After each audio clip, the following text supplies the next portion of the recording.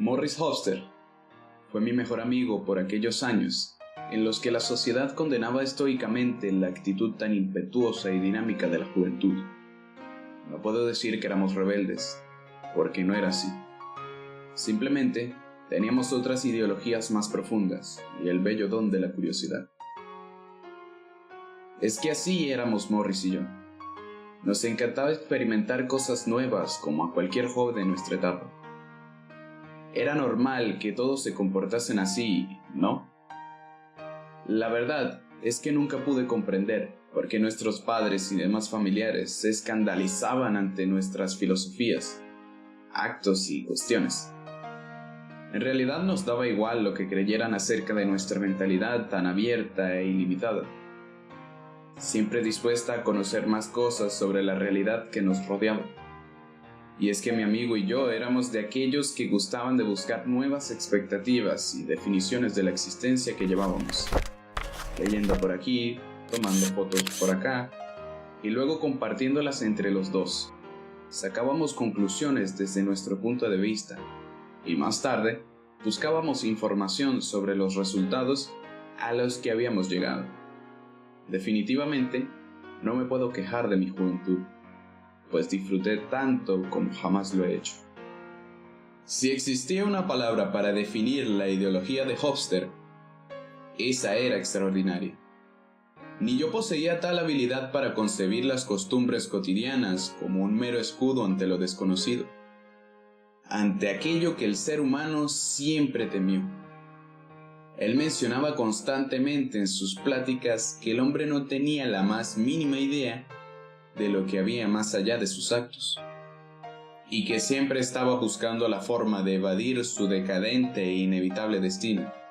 Sencillamente, Morris era de aquellos jóvenes que, si se lo hubiera propuesto, habría llegado a la cima más encumbrada entre los sabios del mundo. Debo admitir que me sentía muy bien a su lado, pues era el único que lograba comprender mi concepción de la vida, e incluso compartíamos puntos de vista iguales que, de no haber sido porque no compartíamos ningún parentesco familiar, podría haber jurado que ese chico era mi gemelo ideológico, por así decirlo.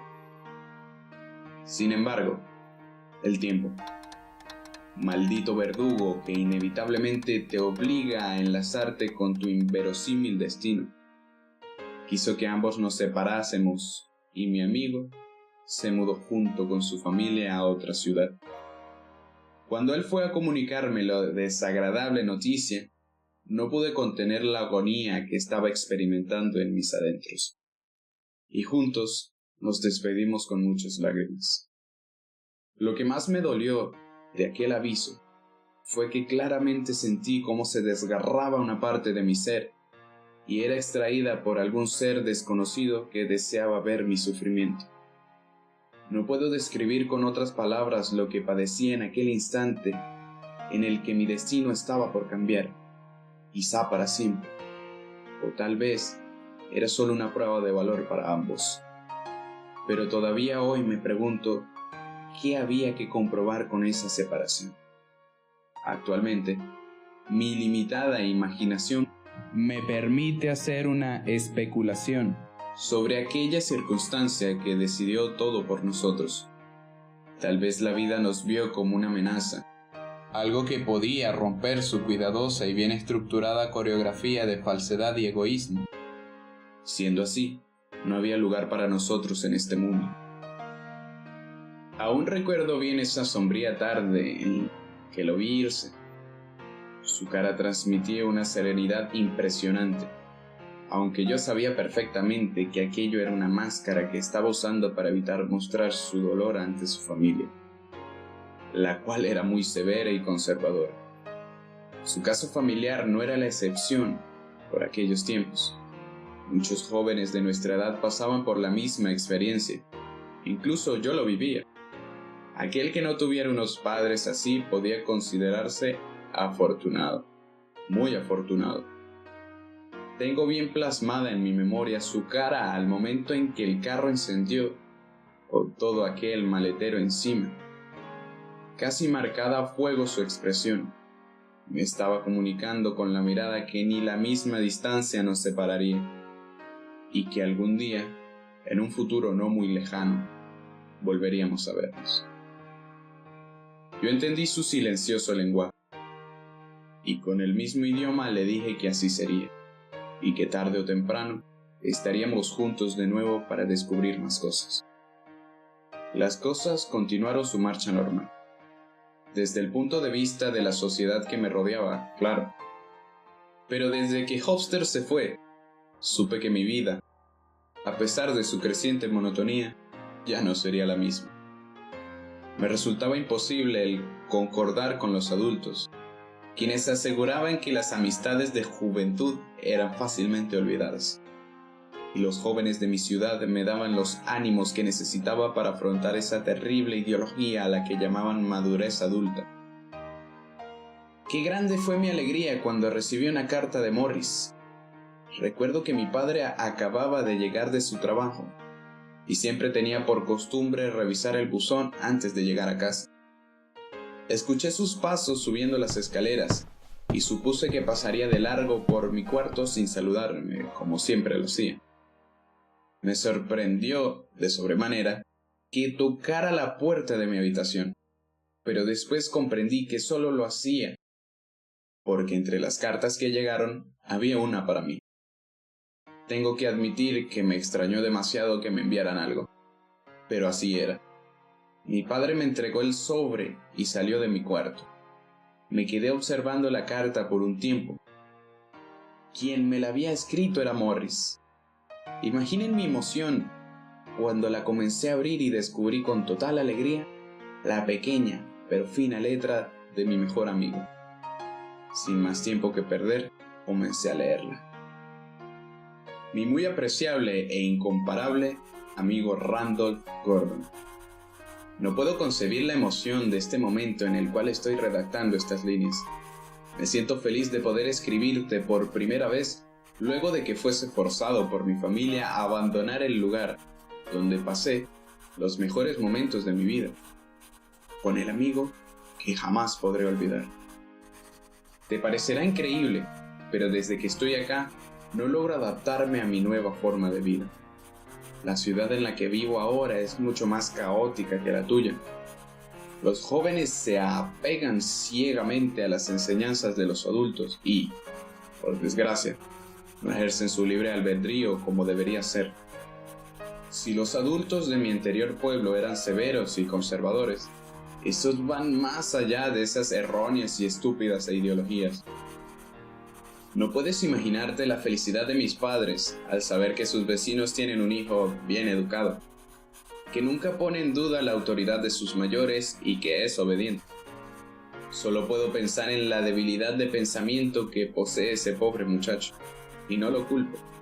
La verdad no puedo hacerlo porque el ambiente en que ha crecido lo moldeó así, y así se quedará para su eterna desgracia.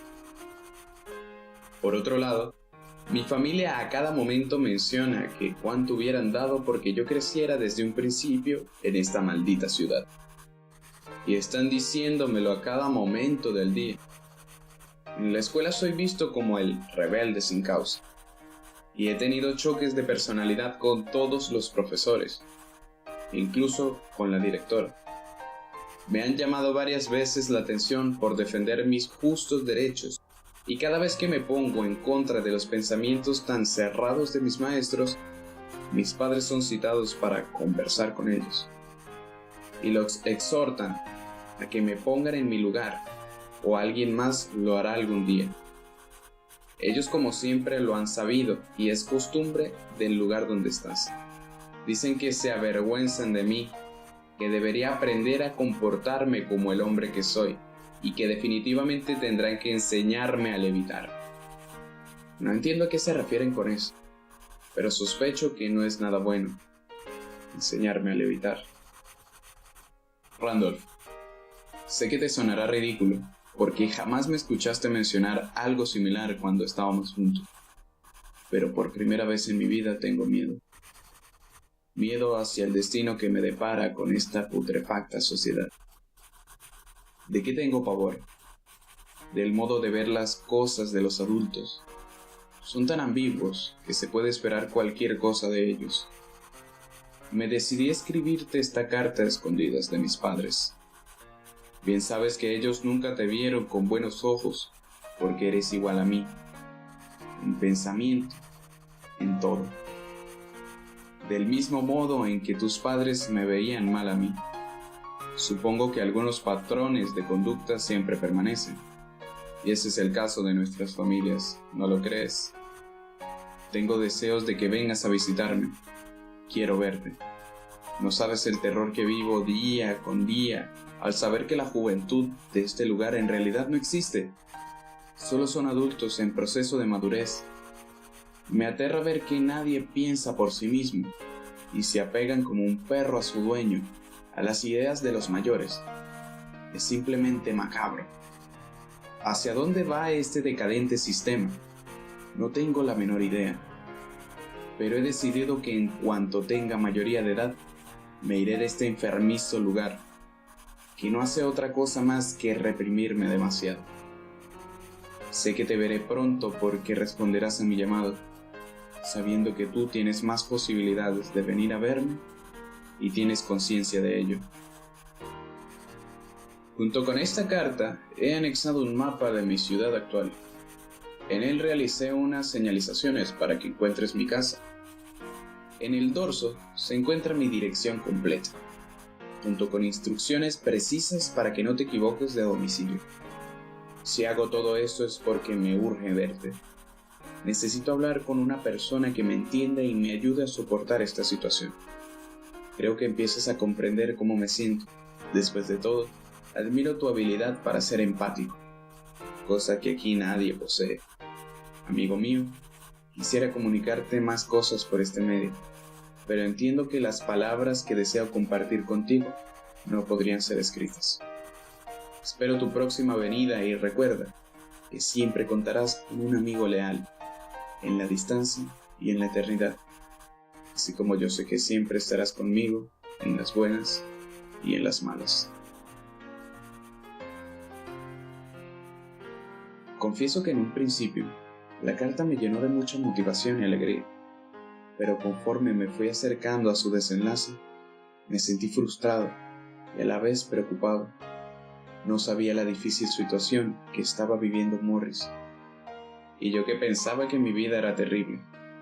Sin pensármelo dos veces, empecé a idear un plan para que mis padres me llevaran a visitar a mi amigo. Les diría que en la carta que me envió me comunicaba que estaba muy enfermo y que el médico le había recomendado absoluto reposo, por lo cual me escribió y me solicitaba que le llevase algunos libros para su entretenimiento mientras permanecía en cama.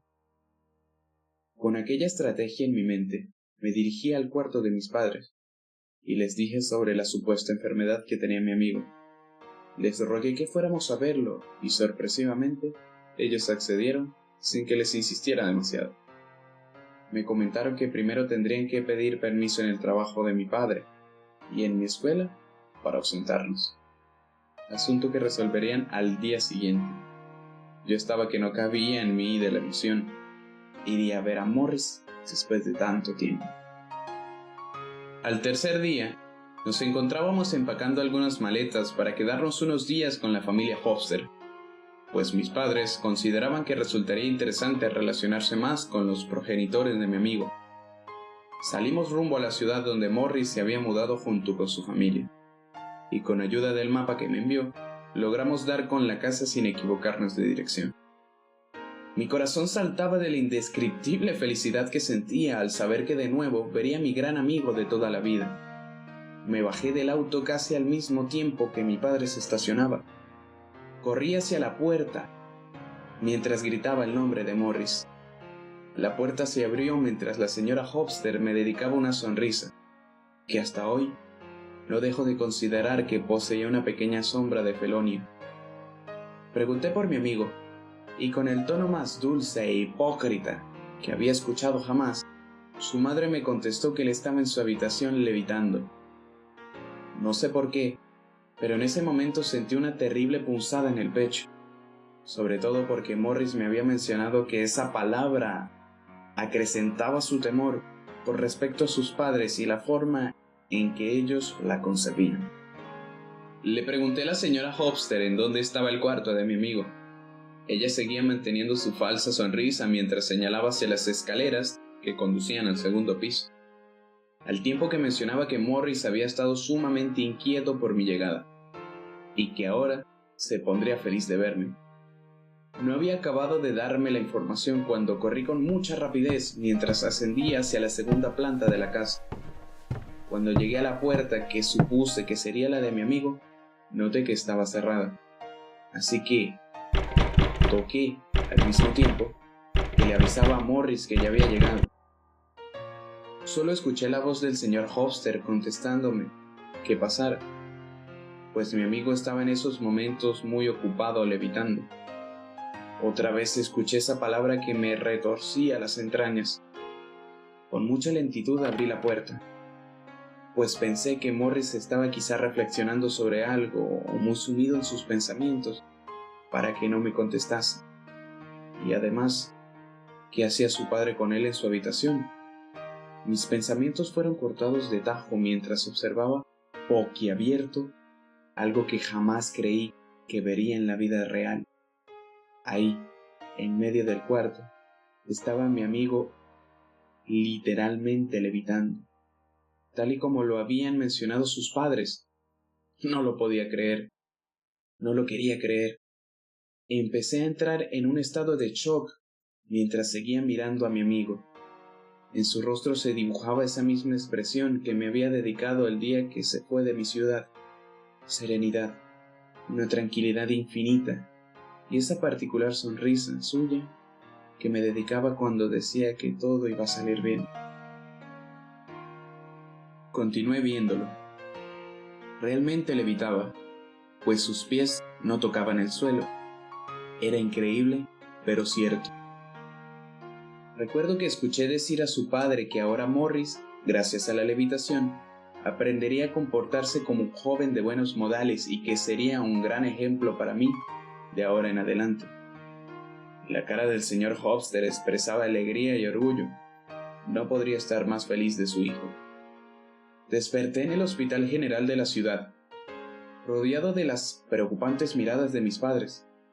Me dijeron que me había desmayado por la emoción de volver a ver a mi amigo, pero sabía que decían eso para tranquilizarme.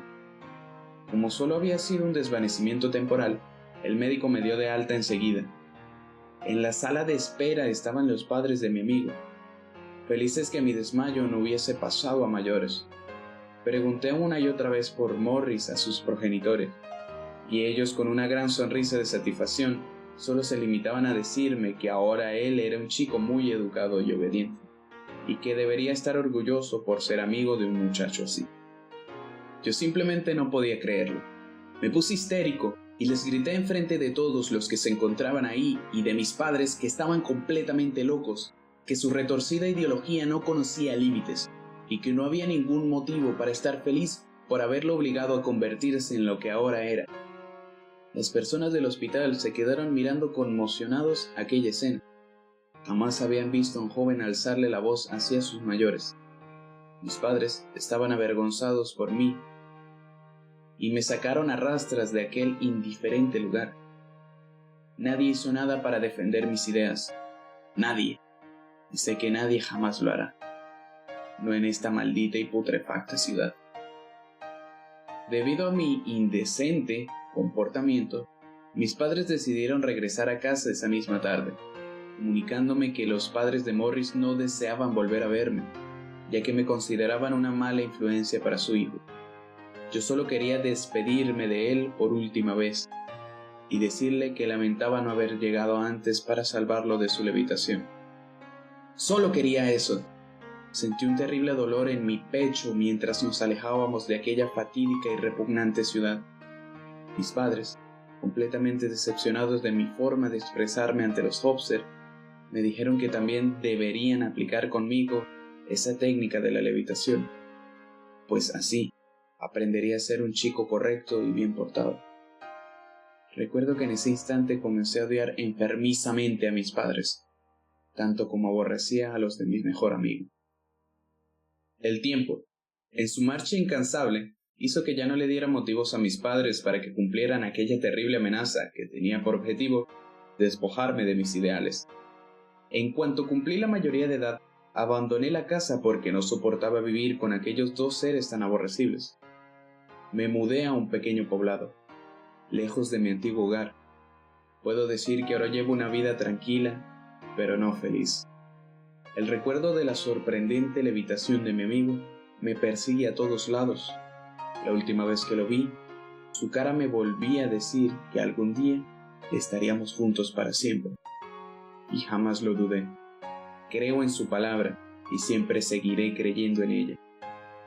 A pesar de que él ya no será nunca lo que alguna vez conocí, pensándolo bien, yo tampoco quiero seguir siendo lo que soy ahora. He leído su carta muchas veces, en mis tiempos de soledad para sentirme acompañado, y siempre se ha quedado marcada en mí, tal y como si fuese un tatuaje.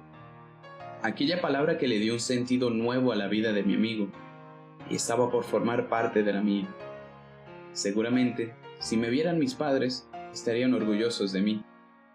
Sin dilación, termino de escribir estas líneas para decirles a todos ustedes que la experiencia de la levitación me servirá para comprender por qué mi amigo tenía esa expresión en su rostro aquel día. Era muy pacífica. Sé que ninguno de ustedes comprenderá el motivo que me lleva a hacer esto, pero solo quiero saber qué sintió mi amigo cuando su padre lo hizo levitar. Sin más demora, tomo una resistente soga y la amarro bien en el techo de mi casa. Me aseguro de que esté bien atada y formo un nudo corredizo en su punta libre. Me colocaré ese lazo alrededor de mi cuello y entonces, al fin estaré con mi amigo. Al fin comprenderé a sus padres y al fin me sentiré libre de dejar este maldito mundo. Creo que por eso Morris estaba tan relajado mientras levitaba. Ahora sentiré esa misma calidez que su familia le hizo sentir al convertirlo en un hombre de bien. Levitaré, sí, para que mis pies jamás vuelvan a tocar este inmundo suelo.